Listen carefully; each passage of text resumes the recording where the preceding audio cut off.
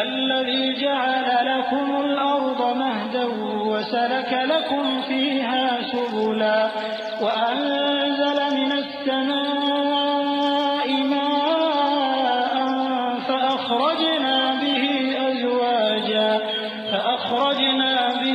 أزواجا من نبات شتى كلوا وارعوا أنعامكم إن في ذلك لآيات لأولي النهى۔ وہی تو ہے جس نے تم لوگوں کے لیے زمین کو فرش بنایا اور اس میں تمہارے لیے رستے بنا دیے اور آسمان سے پانی برسایا، پھر اس سے مختلف نباتات پیدا کی کہ خود بھی کھاؤ اور اپنے مویشیوں کو بھی چراؤ۔ بے شک ان باتوں میں عقل والوں کے لیے بہت سی نشانیاں ہیں۔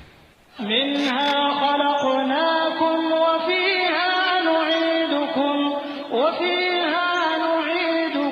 ومنها نخرجكم تارة أخرى ولقد أريناه آياتنا كلها فكذب وأبى قال أجئتنا لتخرجنا من أرضنا بسحرك يا موسى فلنأتينك بسحر مثله فاجعل بيننا وبينك موعدا لا نخلفه نحن ولا أنت مكانا سوى قال موعدكم يوم الزينة وأن يحشر الناس ضحى فتولى فرعون فجمع كيده ثم أتى قال لهم موسى ويلكم لا تفتروا على الله كذبا فيسحتكم بعذاب وقد خاب من افترى۔